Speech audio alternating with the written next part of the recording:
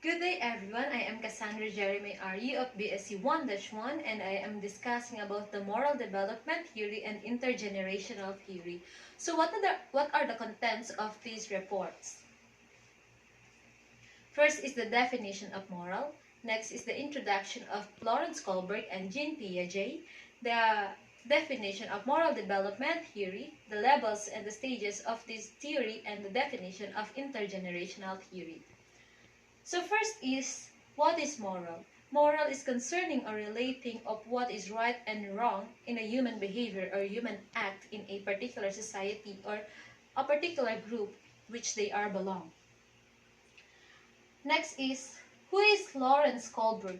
Lawrence Kohlberg is an American psychologist, the youngest child of a successful silk merchant and a skilled chemist. He is graduated on the University of Massachusetts and served the U.S. Merchant Marine. And he also enrolled on the University of Chicago, and later on he held a teaching position in Harvard University. Next is Jean Piaget. Jean Piaget is a Swiss psychologist and genetic epidemiologist. At his very young age, he became interested in the natural science and became the famously known for his cognitive theory that talks about that a young individual or the children is a different thinker than adults. He also became the pioneer of constructivist theory. Next is, what is a moral development theory?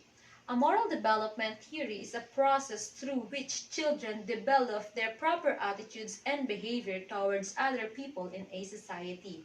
It also talks about concerning for every parents on they teach their child to distinguish the right and wrong and to act according to their behavior in a society. It also became the complex issue since the beginning of civilization and became the problem of some most known psychologists during that time. Next is the stages or the level of this moral development theory. In 1957, Lawrence Kohlberg, 1958, Lawrence Kohlberg believed that every individual should master these different stages or different level of this moral development theory to be called as the fully developed human being in a society. The first level of this moral development theory is what we call the pre-conventional level, that known as the basic level of this moral development theory. And the first stage of this is the punishment obedient, where it talks about the avoiding the punishment and obeying the rules, and known as the basic level of this, and it is applied to infants up to 10 years of age. And it is also similar to Jean Piaget's moral thought in his cognitive development theory. It also talks about the negative action will result in a punishment, and it also teach every young individual on how they can avoid a punishment by obeying or following an order by an authority. The second is the individual instrumentation and exchange are the second stage, where they are concerning to the behavior of every young people because because they are following rules and they are concerning on the benefits for him or for them. It's also the children also meet the justice code, an eye for an eye and a tooth for a tooth, or the lex talionis or the golden rule logic. They are all the children also concerning the fairness of every individual in a society because they believe on the saying that I will do this thing if you will do that, and in interaction that if they someone will punch them, they should also punch the person who punched them too. The second level or the convention. The convention is known as the broader scope in human needs in a society because in this level, because in this level it talks about the accepting of these young people in a society where they belong. And the third stage of this moral development theory, known as the interpersonal conformity, where the young ones called the good boy and the good girls, and they believe that the children also believe that they must really do the right thing for the benefit of their loved ones, for their peers and relatives, and even in churches. And they also understand the concept of loyalty, the trust, and the gratitude. The fourth stage is what we call the law and order, or social and conscience, where the children and adult must stay abide to each other to to maintain the rules in every society that which they are belong. They support the rights of the majority without concern for those in the minority.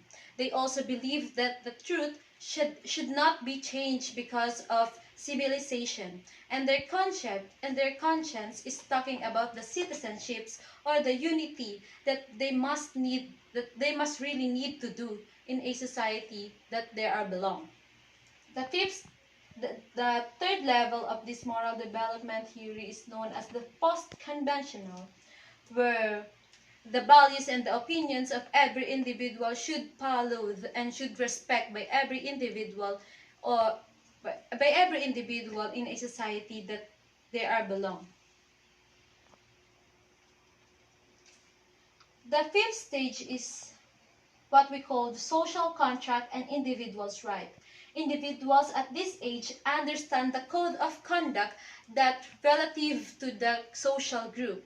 They also receive the fair, kind, and respect treatment, and also obey laws and social rules of conduct to promote the respect for every individual. They also believe that the respect and the fairness is the one that can promote the good connection for everyone in a society. The last stage of this moral development theory is the principled conscience, or universal or ethical principle,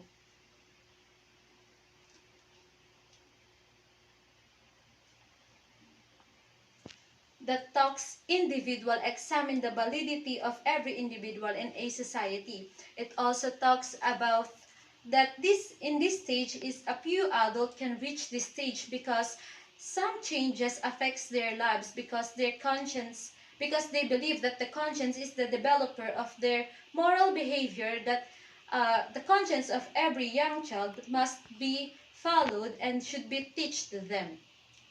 And the next one is the intergenerational theory. Intergenerational theory focuses on the equal rights of every individual in a society. It also talks about the developing of both members of a society to learn the function of social interaction. But now in the 21st century is underway. Society is changing rapidly than before. So because of this intergenerational theory, the moral behavior of every individual and the act of even the young ones became different than before, because this intergenerational theory is rapidly changed in today's time.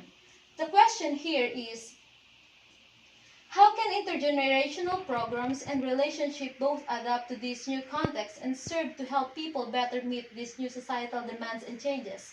The answer is, people should depend and elaborate the earlier efforts by describing the societal trends that might affect people in the lifespan, imploring them and suggesting how they enhance the understanding of every individual.